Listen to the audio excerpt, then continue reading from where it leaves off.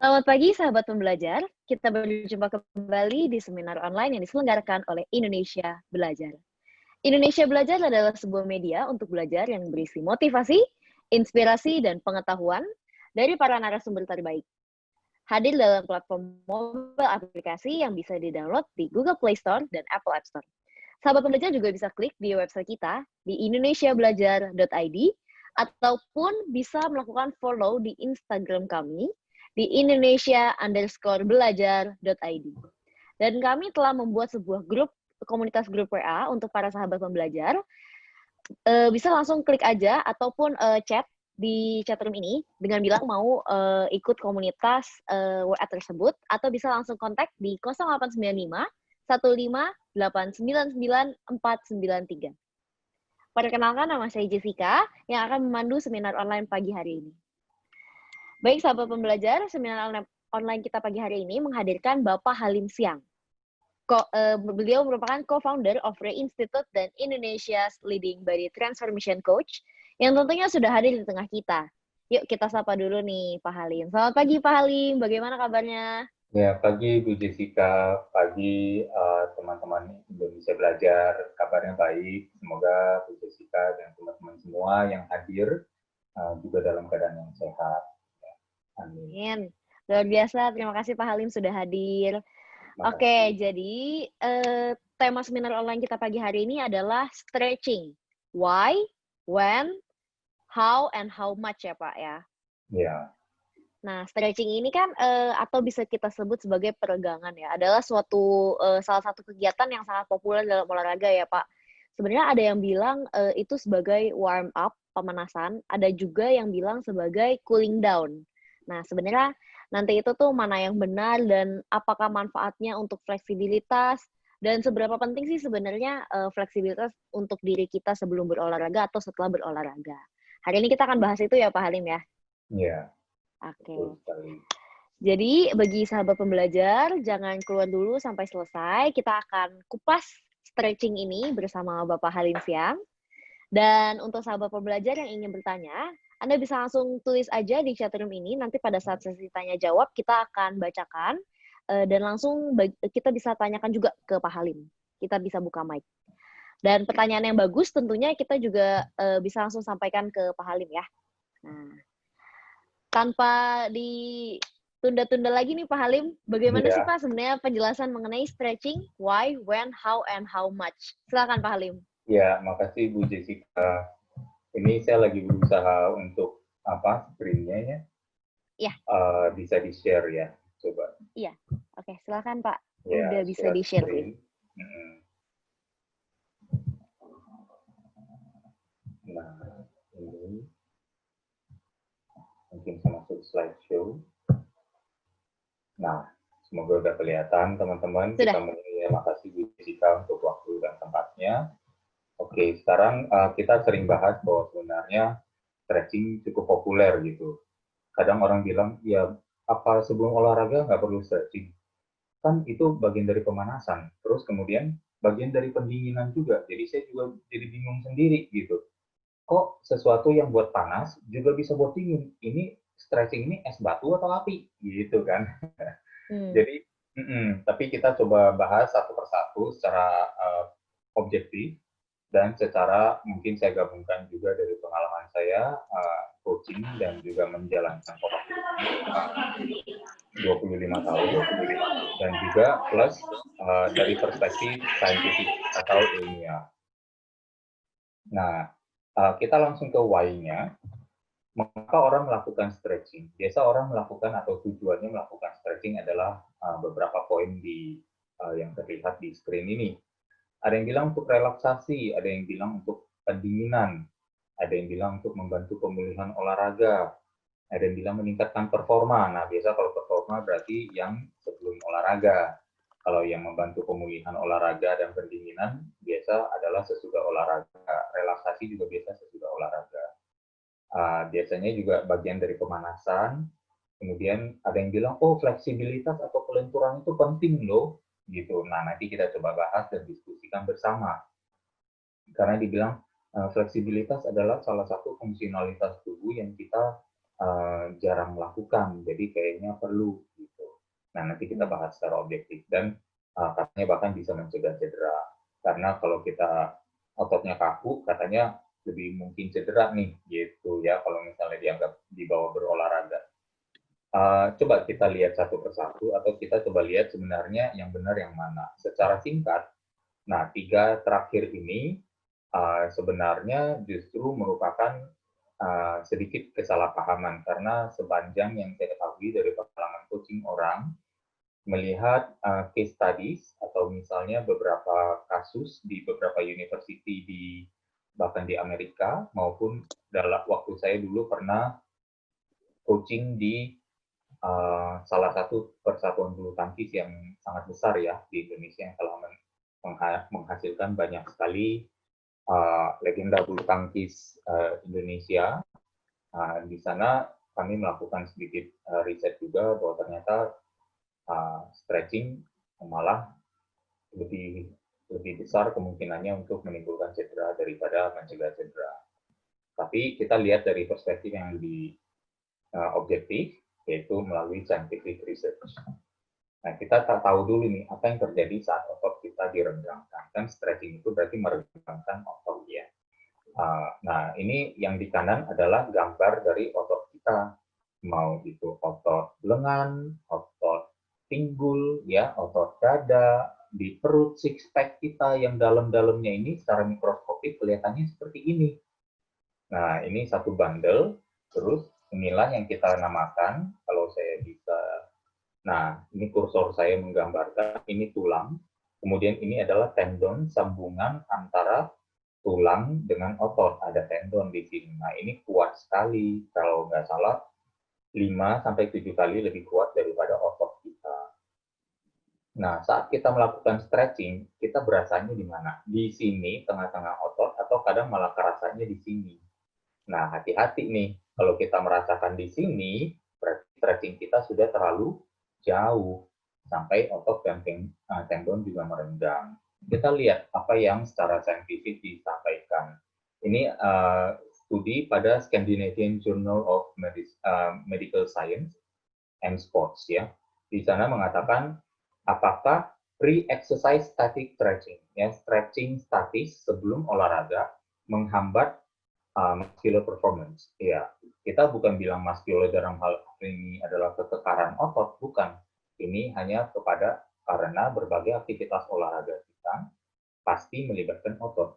Snooker, bermain biliar, sampai ke misalnya performance yang misalnya hiking, atau bahkan ski, atau bahkan bulu tangkis, semuanya menggunakan otot ya, untuk bisa menggunakan performa dari otot, menghasilkan performa dari apa yang dinamakan muscular capabilities atau kemampuan. Nah, di sini kesimpulannya aja nih langsung di garis bawah. Kami mengkonklusikan atau menyimpulkan bahwa penggunaan dari SS, static stretching, sebagai aktivitas tunggal selama warm up, ya, adalah should generally be avoided. Bahkan di sini sudah dibilang, sudah dihindarin aja. Ini studi yang cukup baru tahun 2013, ya. Ini studi pun dengan yang namanya meta-analisis. Kalau teman-teman Bu Jessica pernah tahu, saya pernah sebut meta-analisis ini adalah bentuk studi yang mengumpulkan lebih dari minimum 5 atau 6 studi ilmiah dan mencari apakah kesimpulannya sama. Gitu, di topik yang sama. Misalnya 5 atau 6 penelitian ilmiah yang sudah dilakukan mungkin selama 10 tahun terakhir pada topik yang sama, dalam hal ini adalah stretching, dan menemukan garis merah, benang merahnya, kesimpulannya yang sama apa, jadi lebih menguatkan lagi gitu. Dan yang lebih menguatkan lagi adalah malah dibilang baiknya jangan dilakukan sebelum olahraga gitu. Mengapa ini? Nah, ini juga yang kedua adalah jarak antar tulang, ya, sendi dan ligamen. Ini kan tulang katakan kiri dan kanan, direkatkan oleh yang namanya sendi, ya, ada ligamen di dalamnya. Nah, ini juga ikut meregang. Jadi jarak antar tulang itu sedikit dipaksakan untuk tarik. Nah, yang kita nggak tahu adalah lapisan dari tekstur dari ligamen ini ada dua. Ada yang sifatnya bisa waktu direnggangkan kembali. yang sifatnya kaku malah, intact. Dia sulit direnggangkan. Kalau direnggangkan paksa, patah, putus dia. Hampir seperti otot. Nah, sering kita dengar yang namanya ACL, anterior cruciate ligament, ya ACL itu salah satu yang sering sekali putus, ligamen yang putus pada pemain sepak bola. Nah, kemudian ada juga yang sifatnya kalau sudah ditarik, dipaksakan, dia akan seperti pernah makan ini nggak, Bu Jessica, permen karet? Iya, Pak. Pernah ya? Pernah nggak Pernah, ditarik Pak. permen karetnya dari mulut?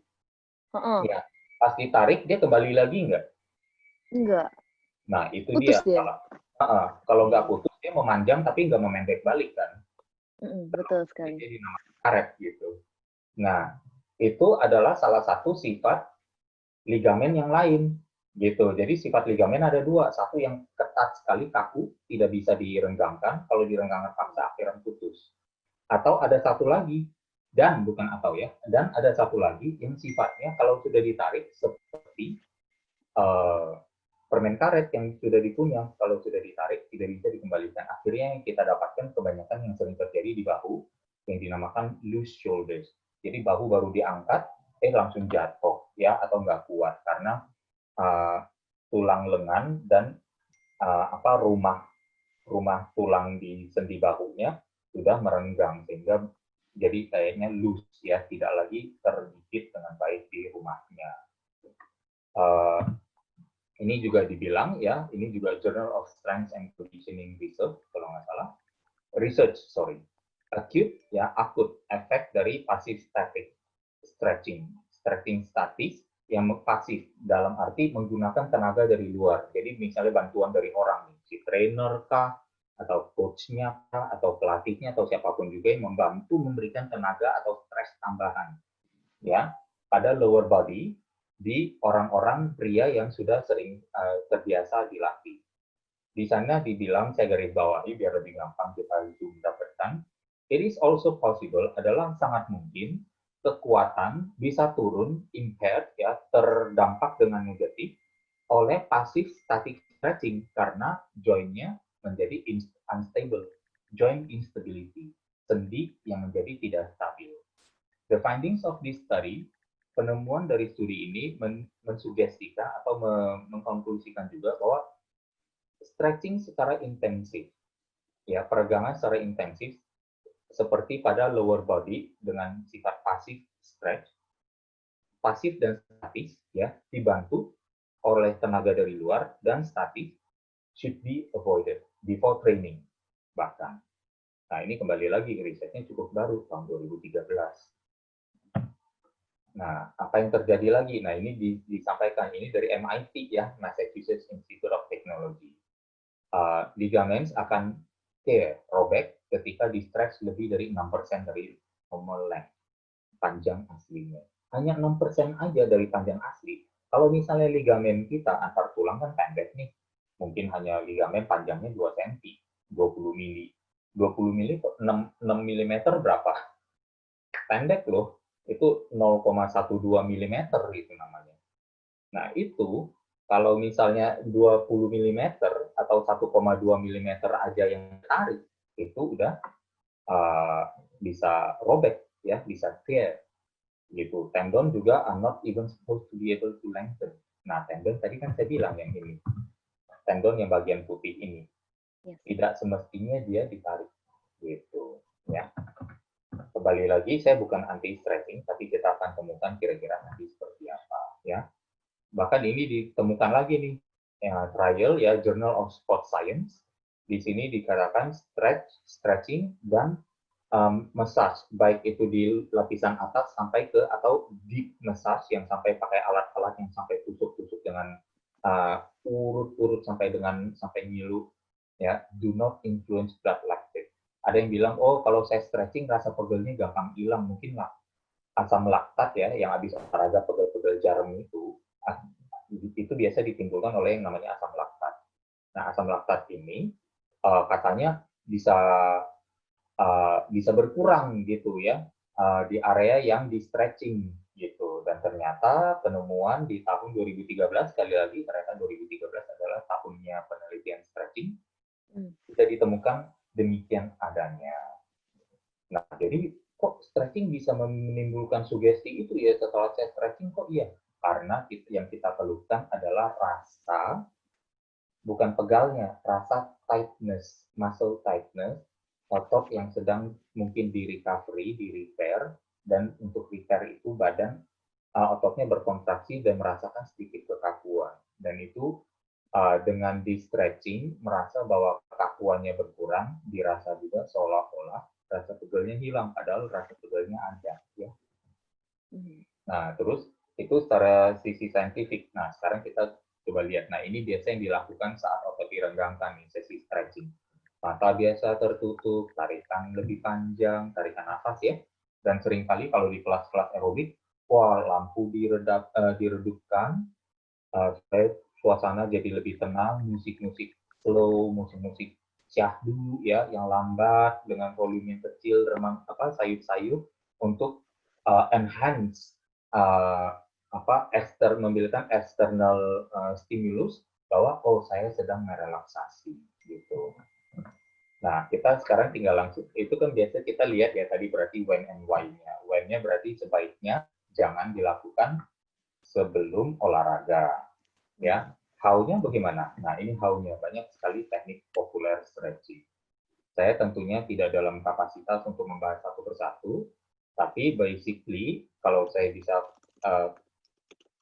secara general, nanti teman-teman juga bisa cari di Google ya, artinya apa ini semua. Tapi secara general, static aktif adalah kita yang paling biasa, pakai tenaga sendiri, kita aktif.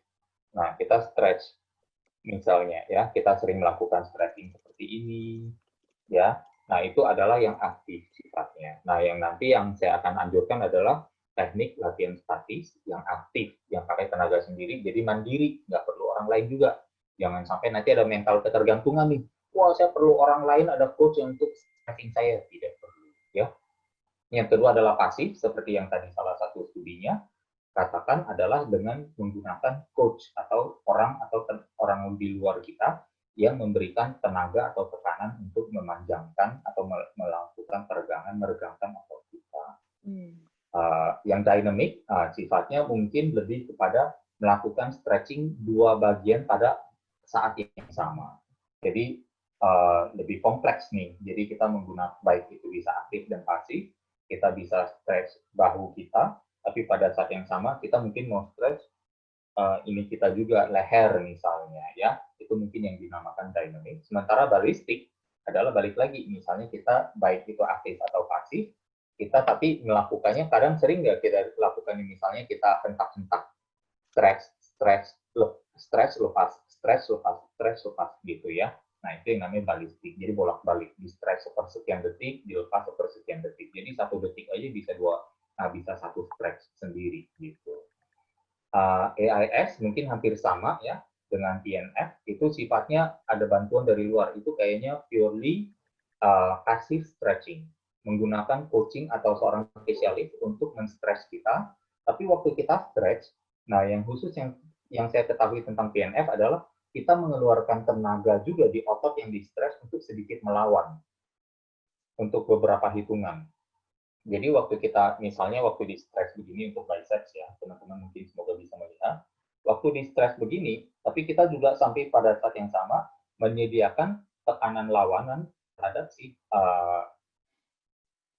paksaan dari stretch ini, itu yang dinamakan PNF. Nah, yang hati-hati adalah semuanya ini kalau dilakukan berlebih, tadi dampak pada ligamen, pada tendon ya, juga pada otot sendiri yang ada yang namanya mekanisme yang sebenarnya berasal dari otak kita yang namanya stretch reflex. Stretch reflex adalah otot kita berusaha untuk melindungi, jangan sampai stretchnya terlalu panjang sampai menyakiti atau merobek bagian-bagian dari tubuh. Jadi stretch reflex ini adalah mekanisme untuk mencegah ligamen, tendon, dan otot kita robek. Gitu. Nah, stress reflex itu adalah begitu dia terlalu panjang, badan kita akan takut sendiri dan akan mengejang untuk memendekkan. Nah, di saat dia terlalu ditarik terlalu panjang otot, di stress terlalu panjang, lalu dia dipaksakan mengejang, dan kalau tidak kuat, putus. Justru putusnya terjadi saat stress reflex. Nah, itu yang kita harus hati-hati. Bahwa stretching can be done, it is safe, it is pleasant, tapi pengalamannya menyenangkan, dan saya juga suka stretching. But, ada limitations-nya, dan seringkali saya melihat orang melakukannya terlalu realistik, terlalu jauh, terlalu lama. Di waktu yang salah. Nah, kan gitu kan? Jadi kita coba benerin, gitu. Bagaimana dengan latihan pengencangan? Bahwa ternyata ditemukan latihan pengencangan otot ya juga meningkatkan yang namanya juga meningkatkan yang namanya fleksibilitas. Ini coba, ini kalau nggak salah tahun 2011, Journal of Strength and Conditioning Research. Hasil dari studi awal ini mensugestikan atau mengkonklusikan bahwa latihan RT itu resistance training, latihan beban, ya, yang dikonstruksi dengan full range yang baik, akan meningkatkan fleksibilitas atau kelenturan otot. Ya, sebaik typical static stretching biasa. Nah, kan coba bayangkan, daripada static stretching kita kemudian, karena stretching adalah suatu area yang sangat sangat gentle, ya, sangat mild, yang kadang justru lebih sering di-abuse di sana. Salah waktu lagi, udah salah waktu, abuse range-nya terlalu panjang, dan itu yang justru meningkatkan risiko. Hanya untuk mendapatkan yang namanya satu hal yang namanya kelenturan. Nah, nanti akan saya bahas seberapa penting kelenturan untuk kita, gitu. Nah, as opposed to kita mau pilih nih, mau lentur atau mau kuat. Nah, kan gitu ya. Oke, sebelum ke sini mungkin saya langsung bahas ya. Kalau misalnya kita bahas secara kelenturan, pada dasarnya gini, Ibu Jessica atau teman-teman kita boleh buka open discussion ya, nanti mungkin bisa sampaikan komen di chat gitu. Kapan dalam hidup kita menggunakan full kelenturan otot kita? Dalam aktivitas apa? Jalan parsial. Jalan itu apa? Membawa bahu, mengayunkan kaki maju ke depan kan? Betul. Mengayunkan kaki maju ke depan melibatkan sendi apa, Bu Jessica? Sendi panggul. Panggul ya? Iya kan? Pinggul. Kan hip dong. Panggul ya. Di panggul kita adalah tempelan dari tulang paha. Dan ada otot paha juga di sana. Jadi otot paha mengeluarkan tenaga untuk menggerakkan sendi panggul. Nah, kalau kita begitu, sendi panggul kita yang namanya hip flexion. Nah, hip flexion kita kalau misalnya menaikkan langkah kaki kita, apakah lutut kita sampai naik ke dada? Enggak. Enggak, itu kan full dong. Betul. Waktu kita jalan, apakah kita sampai jalan sampai paha kita ayun ke belakang sampai hip extension, sampai kalau misalnya ini misalnya paha saya, ya kan, kalau saya melangkah kan saya kayak begini, memperkecil sudut kan, gitu. Nah, tapi pada saat saya jalan, apakah saya sampai begini melangkahnya? Enggak kan? Nah, jadi kelihatan di situ bahwa sebenarnya 99,9% dari kegiatan kita dalam kehidupan, dari itu misalnya bikin PR, memegang pensil, mengejar bus, ya, atau jalan, atau naik motor, meeting, duduk, dan segala macamnya. Tidak ada satupun yang menggunakan full fleksibilitas kita.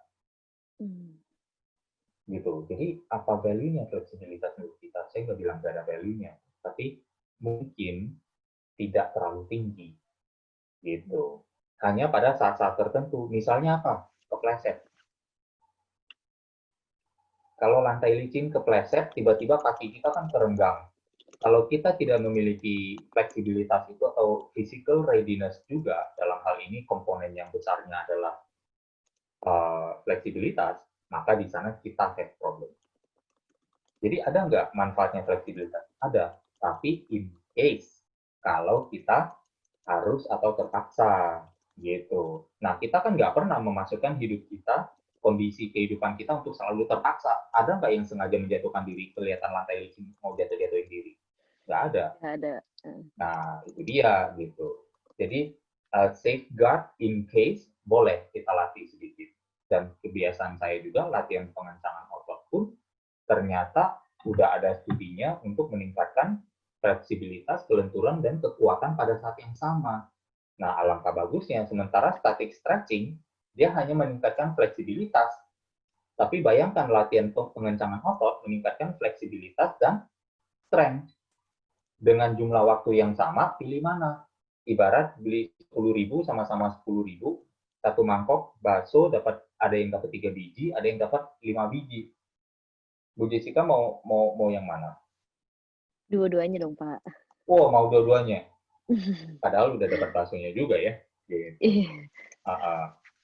Oke, saya lanjut dulu. Nah, ini sekarang caranya nih, how dan how much-nya. Ya, ini adalah gerakan stretching aktif ya untuk bahu dada, bahu depan dan bicep. Lakukan 20 detik per sisi sudah cukup. Tariknya itu maksimum hanya rasanya ya, seolah-olah 10% ketarik kurang nyaman, 90% merasa rileks. Nah, gitu. Ini akhirnya balik ke persepsi masing-masing. Kalau sudah ketemu titik itu, jangan ditambah. Nah, kesalahan banyak orang adalah untuk melakukan penarikan yang terlalu berlebih dan tidak puas ada di satu titik. Padahal yang perlu adalah hanya cukup puas di satu titik itu. Mengingat otot, tendon, ligamen bukan sesuatu yang bisa di-stretch terlalu panjang maupun terlalu lama. Terlalu jauh ataupun terlalu lama. Nah, untuk bicep tipsnya, ini saran saya, di bagian sini ada jempol nih. Ya, di bagian jempol ini seolah-olah hitchhiking, kita arahkan ke belakang lagi seperti ini. Nah, maka bicepnya akan mengalami sedikit stres tambahan. Ya, itu bisa dirasakan. Lebih rasa lah, bukan tambahan ya, lebih merasa. Kalian jadi 3 in 1. Nah, ini juga sering bagi yang suka tidur sampai bangun lehernya kaku, ini adalah aktivitas yang bagus sekali. Ya, pundak dan leher cukup menggunakan beban tangan kita sebagai bebannya, jangan keluar tenaga khusus. Ya, jadi kita pakai tenaga, pakai berat lengan kita aja, itu sudah merupakan satu tarikan yang cukup. Kalau mau tarik sedikit, boleh pelan-pelan, rasakan milimeter per milimeter tambahan peregangan yang terjadi supaya tidak terlalu berbahaya. Ya. Kemudian setelah ini pun mau ke kanan atau ke kiri boleh. Misalnya melakukan ini, jadi mengayunkan seolah-olah pada posisi ini, ayunkan dagunya seperti ini. Okay.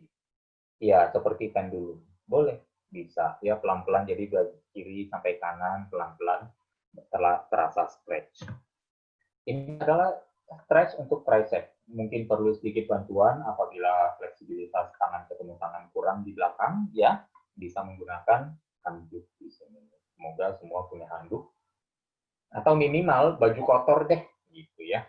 Baju kotor bisa juga digunakan. Jadi lengannya, tangan yang di bawah menarik tangan yang di atas, sehingga terjadi stretch pada bagian yang namanya tricep.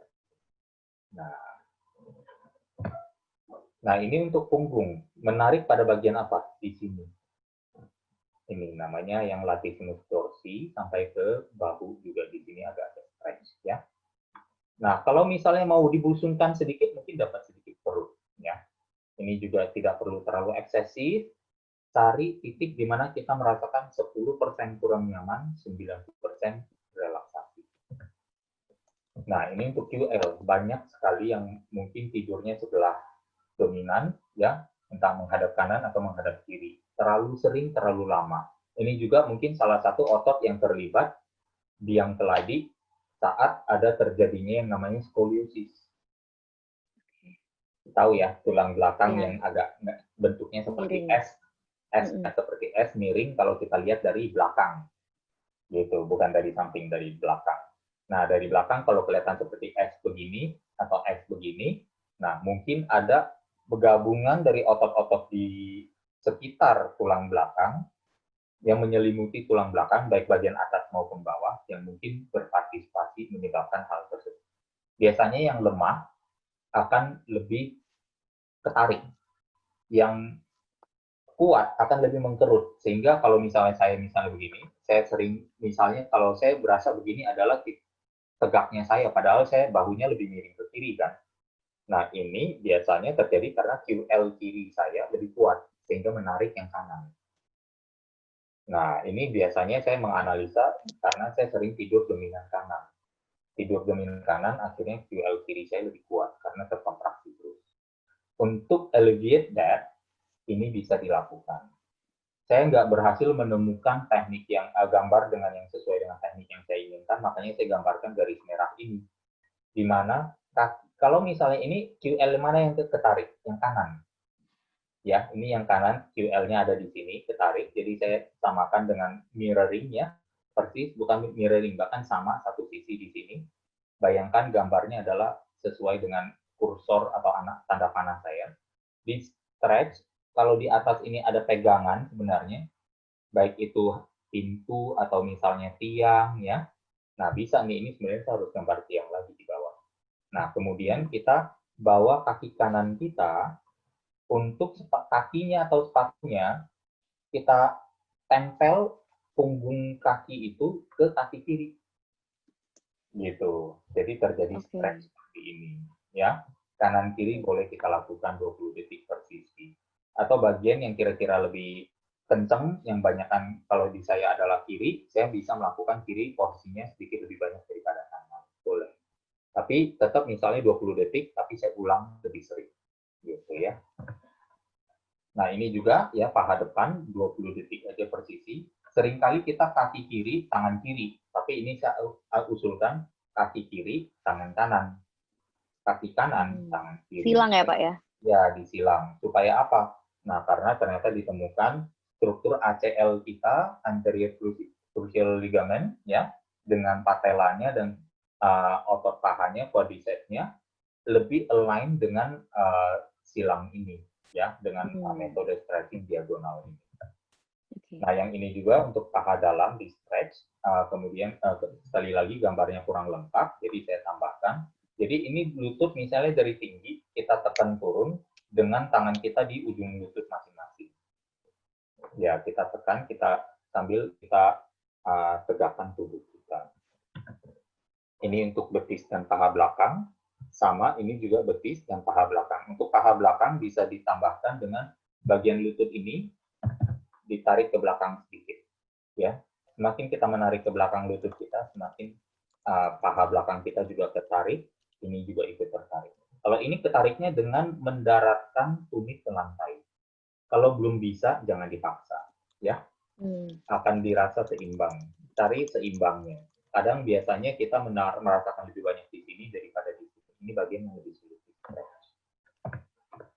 Nah, ada piriform juga. Nah, ini dia nih. Banyak nih mungkin dari teman-teman kita yang sering suka merasa ngilu di salah satu di kaki belakang, dari pinggul sampai ke tumit. Itu namanya sciatic nerve yang sciatic problem, ya, problem di syaraf sciatica, ya, yang sebenarnya membengkak di daerah piriform.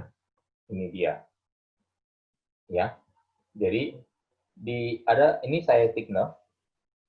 Kemudian kita biasanya bagian lumbar nih. Ini bagian lumbar dan hubungannya juga tadi dengan QL tadi ya, quadratus lumborum tadi.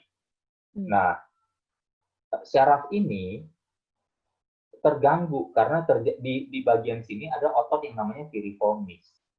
Nah, piriform ini bisa membengkak dan menekan dan sehingga menghambat aliran darah. Itu yang pertama. Yang kedua juga adalah ini yang terjadi. Karena QL-nya tidak kuat, maka bantalan sendi yang di sini, mohon ikuti kursor saya, anak panah saya, bantalan sendi ini ketekan karena ototnya melemah, berat badannya terlalu besar. Menekan, akhirnya karena ini perlu ruang, akhirnya dia meluber ke samping. Saat meluber ke samping, si biru ini adalah syaraf. Ini yang namanya syaraf subjektif. Ini nerve, syaraf sciatic namanya, sciatic nerve. Nah, gara-gara dua hal inilah kita ngilu sampai ke tumit. Ya, rasanya tidak enak sekali. Saya pernah merasa itu sampai 3 bulan, sampai saya cari, waktu itu belum ada Google, jadi saya susah nyarinya, ya. atau mesin Google belum secanggih ini, atau koneksi internet kita belum sebagus ini. Jadi saya harus cari-cari cara. Dulu yang ditemukan adalah ini sampai operasi ke luar negeri dan habis biaya hampir miliaran, ratusan juta. Padahal ini stresnya lakukan ini aja. Caranya bagaimana? Duduk, bersila sebelah kaki, condongkan kakinya, condongkan tubuhnya ke depan, rata ya, jangan membungkuk. Nggak boleh membungkuk, harus rata, condong ke depan, sambil ini tambahan arah panah, lututnya sedikit diangkat ke atas. Gitu ya, lututnya diangkat, baik bisa dengan bantuan tangan, ataupun diangkat secara dari kekuatan otot kita. Tapi bagusnya dari tangan aja dibantu. Tarik, dan nantinya si piriform ini ada otot yang namanya piriformis yang melintang horizontal di sini, di bagian di bawah otot bokong, dia akan ketarik sehingga seolah-olah mengurus, tidak membengkak, dan syaraf siatik ini tidak lagi tertekan. Gitu. Jadi kesimpulannya, ya dalam kehidupan kita tidak ada gerakan kita yang membutuhkan kelenturan atau fleksibilitas kecuali dipaksakan. Entah itu dalam kompetisi olahraga, ya seperti main bulu tangkis, dulu kita ingat Susi Susanti sampai split ya untuk merebut bola, untuk mengambil bola. Nah itu perlu fleksibilitas. Tapi apakah kita semua bermain bulu tangkis? Enggak, ya. Jadi kita perlu assess lagi seberapa perlunya saya gitu, ya. Seperti ada yang bilang, oh saya olahraga nih, belayutan nggak apa supaya saya nanti kalau misalnya dikejar singa di Afrika, saya bisa manjat pohon dan survive. Nah, kan jadi bingung juga gitu. Berapa kali dalam hidup kita dikejar singa? Nggak pernah. Berapa kali dalam hidup kita ke Afrika? Ya semoga bisa jalan-jalan, tapi jangan sampai dikejar ya, kan gitu. Iya. Yang kedua, stretching sebelum olahraga menurunkan kekuatan dan performa otot dan menimbulkan peregangan yang mana adalah stretch dan stress pada tendon dan ligamen sendi. Yang ketiga, stretching sebelum olahraga berpotensi bahkan meningkatkan cedera. Bayangkan waktu olahraga kita mau mengerahkan kekuatan maksimal, di saat itu malah dengan stretching sebelum olahraga yang cukup banyak, akhirnya menimbulkan apa? Menimbulkan kekuatan otot yang turun. Otot yang turun sama semangat yang tinggi. Jadinya apa? Potensi cedera meningkat nggak saat olahraga? Meningkat. Terus yang keempat, stretching sebaiknya dilakukan saat otot hangat, jangan otot dingin. Dan telah dipakai kekuatannya, yaitu berarti kalau dia udah siap untuk melemas, yaitu berarti sesudah olahraga. Stretching berpotensi membantu mengawali proses istirahat. Banyak yang bilang saya susah tidur. Ternyata di ranjang stretching sambil ternyata mengambil semua physical cues ya, trigger fisik yang seolah-olah kondusif lah. Otak saya rileks. Tahu dari mana? Karena badan saya rileks. Gitu. Kan fisiologi juga bisa menentukan pikiran. Ya, pikiran bisa menentukan fisiologi dan sebaliknya. Jadi kalau fisiologi kita misalnya melakukan stretching dan melemaskan, otot kita juga akhirnya mungkin, ya udah deh saya nyerah, saya jangan pegang sendiri, badannya udah lemas. Gitu loh. Ya, bisa. Kemudian yang terakhir adalah stretching tidak perlu lama. Ya, di per area cukup 20 atau 30 detik saja. Kalau dirasakan kurang, jangan ditambahkan ke 40 detik, tapi tetap 20 detik, tapi dilakukan putaran. Jadi dari pundak, leher, ya sampai ke betis dulu 20 detik. Kalau bagian tertentu, seperti QL tadi atau piriform tadi, mau ditambahkan, boleh, baru ditambahkan sesudahnya semua dilakukan. Atau pada hari-hari tertentu, misalnya, anak-anak fitness sih penggiat lakukan binaraga atau latihan apa yang khusus hari ini dada aja, ya udah stretchingnya dada. Jangan hari ini latihannya dada, latihannya lengan, stretchingnya kaki, nggak ada hubungan, gitu ya. Itu jadi salah juga, gitu. Jadi demikian informasi dari saya tentang stretching hari ini.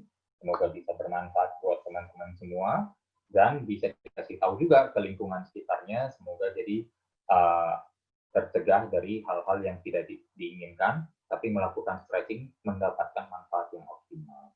Demikian dari saya, terima kasih. Kalau mau dibahas lagi tentang tanya jawab, waktu dan tempat, saya kembalikan ke Bu Jessica. Terima kasih. Oke. Baik, terima kasih banget Pak Halim. Ini tentunya materi kita sangat luar biasa banget. Mungkin sebelum saya membuka sesi pertanyaan, kita boleh sapa-sapa dulu para pesertanya ya. Di sini ada Bapak Agung Saputra yang udah komen juga.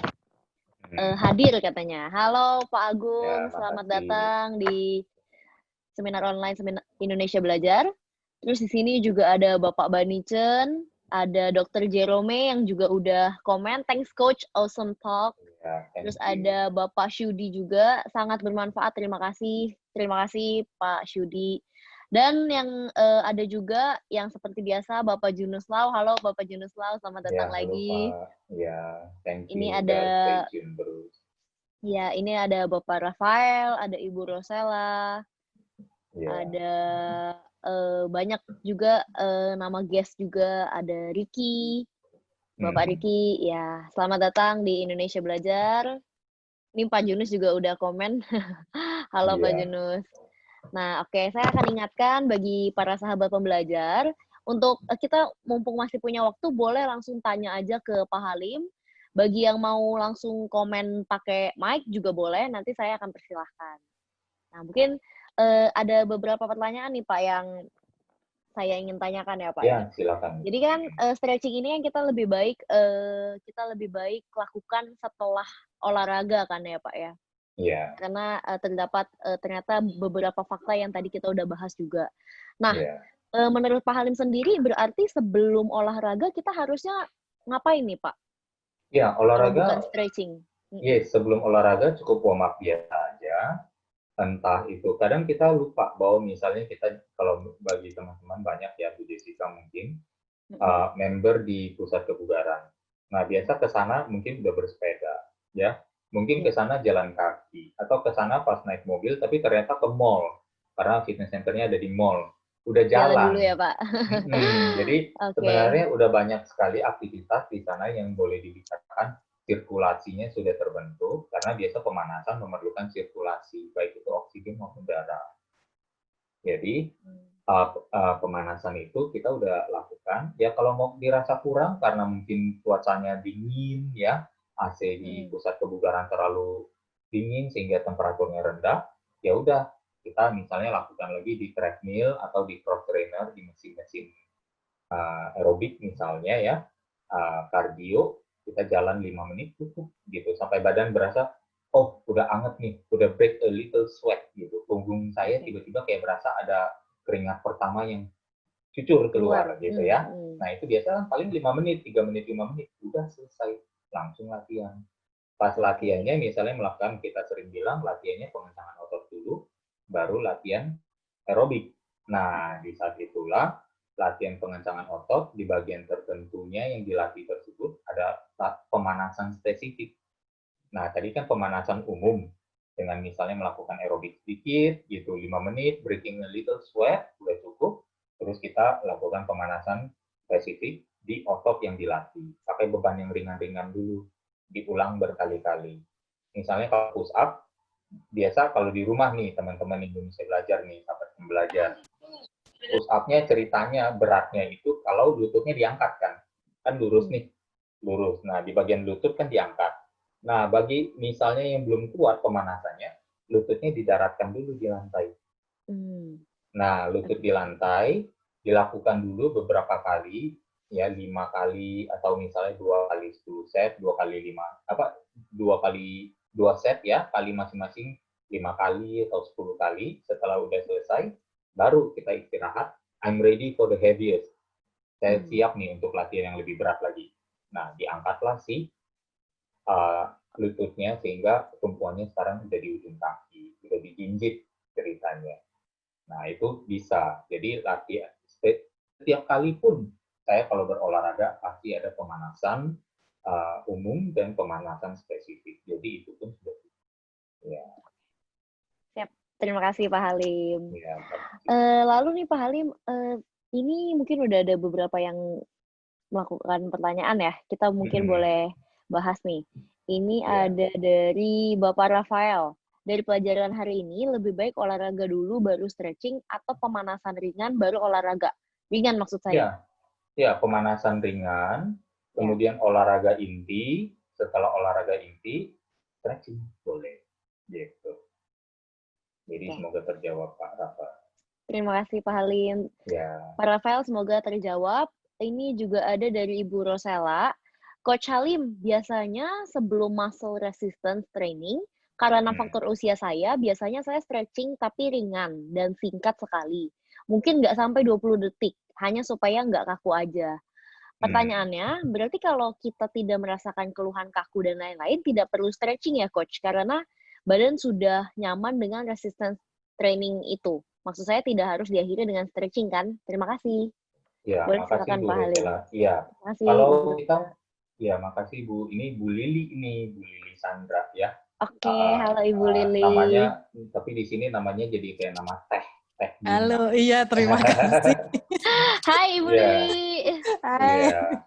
Kalau bagi teman-teman mau acupuncture di Solo ya Bu. Nah, Bu Rosela Salatiga. di Salatiga, ya di Salatiga mau acupuncture dan mau dilatih sama fitness sama Bu Lili ini ya ada Boleh, Bu endorsement Lili. dikit. Oke, saya coba jawab. Sebenarnya kekakuan itu coba deh Bu Lili misalnya coba tanpa stretching kita lakukan pemanasan kekakuannya hilang nggak? Biasanya hilang. Gitu. Kadang kekakuan itu kita hanya merasa first instinct kita mau kita stretch. Padahal sebenarnya kalau sudah ada sirkulasi darah dan oksigen di sana biasa dan suhu temperatur di area tersebut sudah hangat, dia sudah lentur. Gitu. Itu pertama. Misalnya saya ambil analogi, mungkin agak jelek nih analoginya, mengambil daging ayam dari freezer. Gitu. Kalau itu kan dingin daging ayamnya, tidak perlu kita tarik-tarik, dia kan masih kaku. Kita dingin aja sampai ke suhu ruangan, akhirnya dia kan elastis sendiri. Gitu. Kan kita jadi blending dengan temperatur ruangan, sehingga akhirnya suhu dari daging ayam beku itu naik kan, memanas, menghangat, sama dengan suhu ruangan, dan akhirnya dia menjadi fleksibel. Gitu, tidak kaku lagi. Jadi idenya adalah otot yang hangat adalah biasa otot yang juga sebenarnya sudah cukup lentur. Dan karena dia lentur, dia sudah siap untuk dilenturkan lebih jauh dengan sedikit stretching. Jadi makanya lebih ideal di akhir olahraga. Biasa sebelum nggak apa-apa, kalau memang dirasakan itu nggak apa-apa. Bisa jadi kekakuan itu berasal dari misalnya kita masih punya sisa asam laktat dari sesi sebelumnya. Nah, sesi sebelumnya kadang tumpukan asam laktat masih ada dan kita belum terbiasa. Ini kembali lagi ke jadi psychological threshold, pain threshold, ambang rasa sakit kita terhadap atau ambang sensori kita terhadap rasa tegang. Memang rasa jarum itu adalah biasanya penumpukan asam laktat.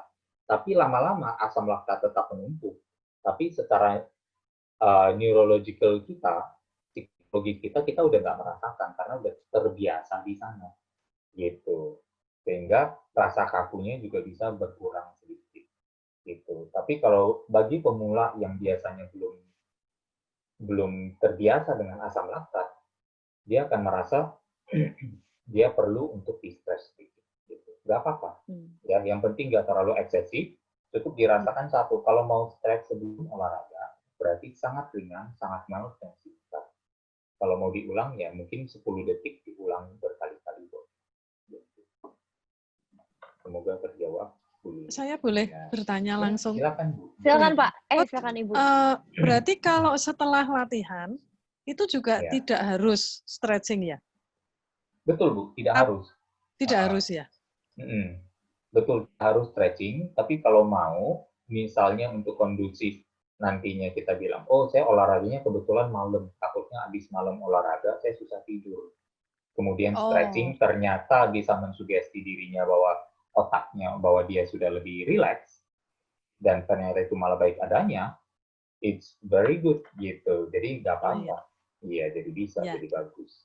Dan kadang stretching juga menjadi satu pintu awal untuk masuk ke meditative state, untuk bermeditasi. Karena di saat kita stretching, kayaknya pikiran kita itu saatnya kita pikiran cuma single satu, yaitu otot yang ditarik gitu, dan ke nafas. Jadi dengan adanya fokus dari pikiran ke satu atau dua objek saja, baik itu otot yang ditarik maupun dengan nafas, sehingga itu kondusif sekali untuk masuk ke kondisi yang namanya meditatif gitu. Meditasi, apalagi sebenarnya waktu kita berolahraga melakukan pengulangan dengan nafas juga.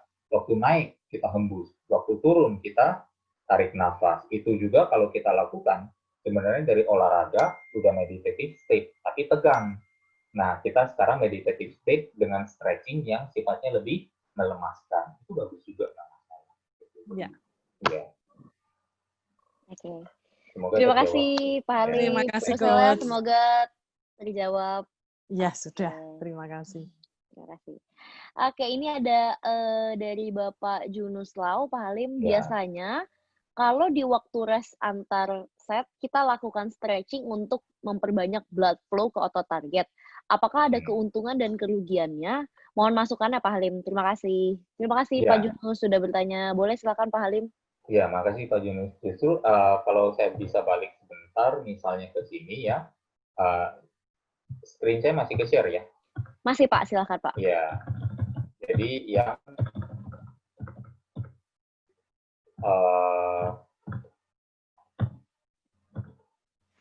yang ini. Nah kan tujuannya adalah untuk memperbanyak blood flow. Kenapa dibilang begitu? Karena biasanya katanya blood flow itu yang nanti bisa memflush ya asam laktat yang menumpuk.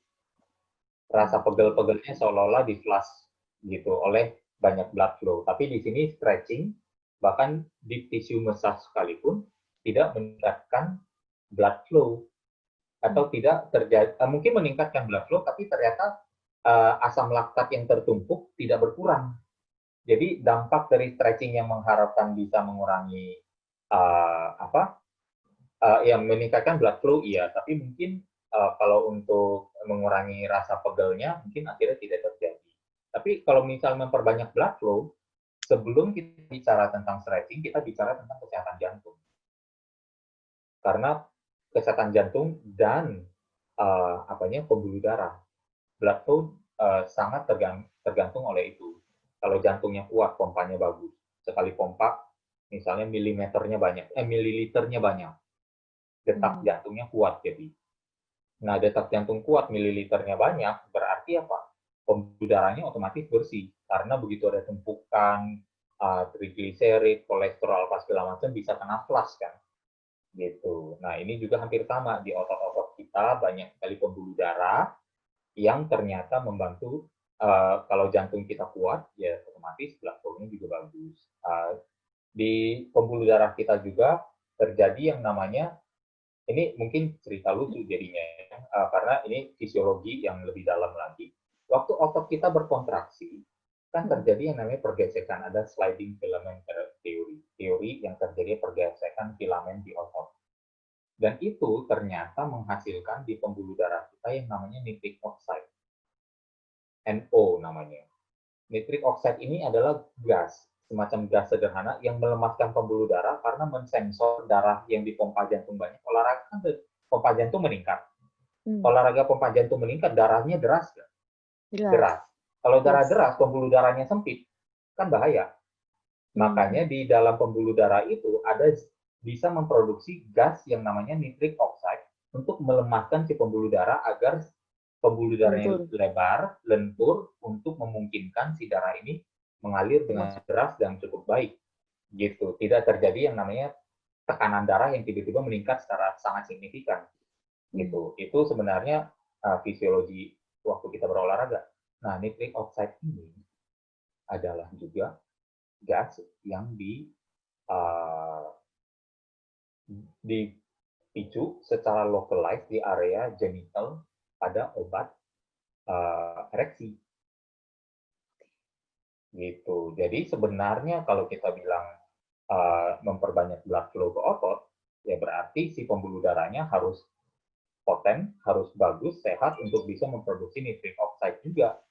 Gitu. Jadi antara jantung yang sehat, pembuluh darah yang sehat, yang bersih, dan pembuluh darah yang sehat memproduksi nitric oxide yang cukup banyak dan cukup sesuai untuk dengan aliran darah yang deras itu. Jadi itu lebih banyak mempengaruhi daripada sekedar stretching meningkatkan blood flow. Jadi itu dapatnya dari mana? Dari pompa otot. Jadi yang apa? Kalau mau, ya mungkin pemanasannya sedikit diperpanjang atau ditambah 1 set gitu. Mungkin itu kan lebih bermanfaat daripada men-stretch di saat beristirahat 4 set gitu. Semoga terjawab Pak Junus. Ya. Terima kasih Pak Halim, terima kasih juga Pak Junus sudah bertanya. Semoga terjawab ya Pak Junus ya. Nah ini Pak Junus langsung komen. Thanks pencerahannya Pak Halim. Thank you Pak, sama-sama. Ini ada satu pertanyaan dari Ibu Oti. Halo Ibu Oti. Pak Halim, kalau untuk pemula yang sama sekali tidak pernah berolahraga, baiknya sesi pertama dikasih stretching gitu kah Pak untuk mobilitasnya? Iya, seperti yang disampaikan, kalau mau diberi stretching, pemula lanjutan boleh, yang penting dilakukan sesudah aktivitas olahraga itu sendiri. Jadi aktivitas olahraga jalankan dulu aja. Jadi sampai kita baru bilang, oke, kita berikan stretching di akhir sesi, boleh. Gak apa-apa. Oke. Ya. Siap, terima kasih Pak Halim. Semoga terjawab ya Bu Oti. Oh ya Pak Halim, tadi itu kan kita ada bicarakan mengenai bagian-bagian tubuh kita, misalkan ada cedera ringan gitu ya Pak ya.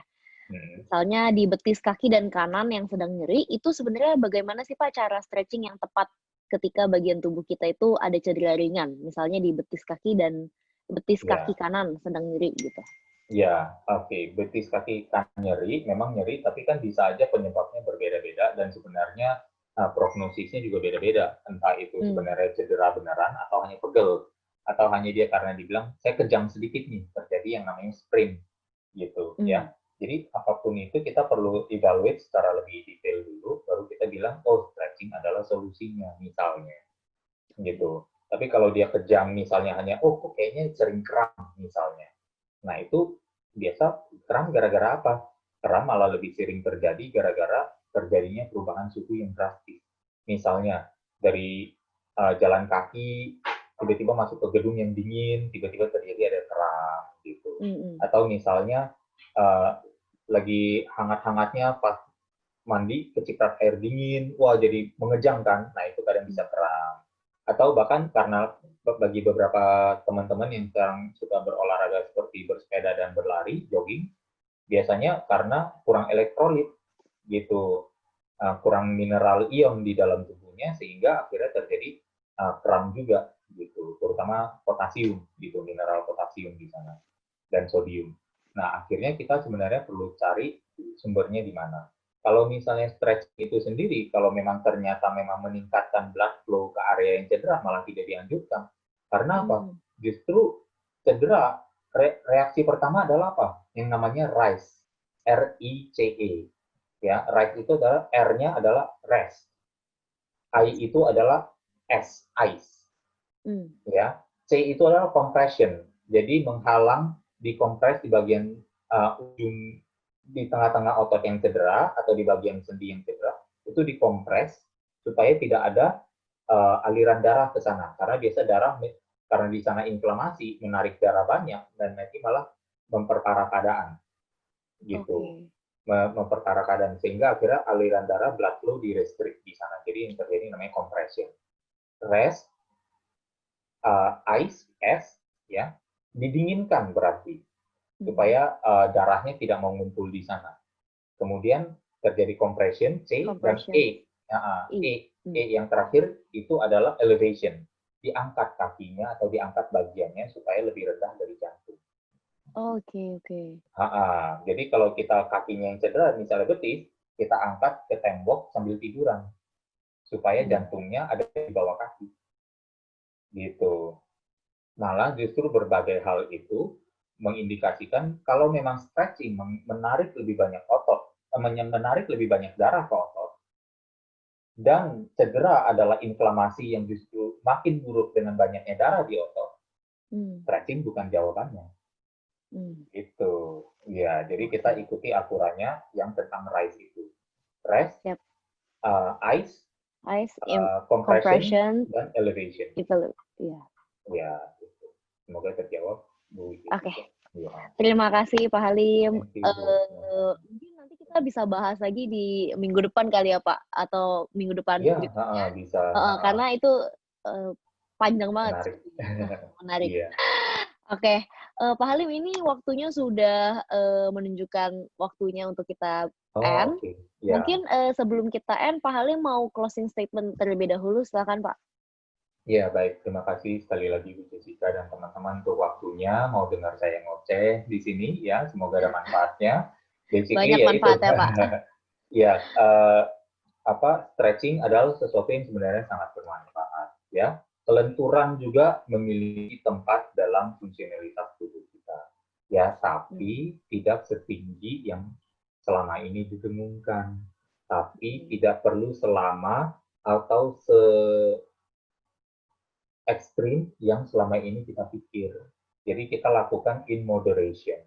Kalau ternyata fleksibilitas memang ada tempat dan tempatnya bukan di ranking yang tinggi, maka aktivitasnya juga tidak perlu di ranking yang terlalu tinggi. Gitu. Perlu nggak? Perlu. Penting nggak? Penting. Pada waktu tertentu. Gitu. Nah, kita kan kalau dalam keadaan terpaksa, kecuali dipaksakan tadi yang di poin kesimpulan nomor 1, biasanya adalah satu an event of incident atau kecelakaan seperti kepleset yang merequire otot kita tidak mengejang dan rela atau bisa untuk di-stress sehingga terhindar dari cedera misalnya, atau untuk sport performance yang membutuhkan kita kelenturan, misalnya apa, atlet senam, atlet bulu tangkis seperti yang tadi saya bilang, Susi Susanti yang perlu jemput bola itu dan lain sebagainya. Iya. Nah, itu baru kita bilang oke lah, dipaksakan, ada pentingnya, makanya itu bagian yang dilatih. Itu aja kan juga kita hanya mempersiapkan diri, physical readiness. Nah, kalau saya boleh bilang, stretching is part of physical readiness, yang kalau sekali-sekali diminta, ready. Tapi kalau kita realistis, dalam kehidupan kita, mostly physical readiness yang dibutuhkan adalah kekuatan, bukan kelenturan. Gitu. Semoga dipahami, jadi tolong dipahami, saya bukan anti stretching, tapi kita tempatkan stretching pada tempatnya agar bermanfaat buat kita dan tidak counterproductive. Terima kasih atas perhatiannya sekali lagi, kita ketemu lagi minggu depan dengan topik-topik yang baru. Oke, terima kasih Pak Halim atas pencerahannya pagi hari ini. Ini juga udah ada yang komen dari Bapak Rafael. Terima kasih Pak Halim, Jessica, dan teman-teman. Salam sehat. Salam sehat juga Pak Rafael. Terima kasih sudah bergabung. Oke, sahabat pembelajar, ini sudah waktunya untuk kita end, untuk kita selesaikan. Terima kasih bagi sahabat pembelajar yang sudah join, dan terima kasih juga Pak Halim karena materinya luar biasa sekali. Jangan lupa minggu depan kita bertemu lagi dengan Pak Halim, tentunya dengan materi yang luar biasa lainnya ya Pak ya. Nah, oke.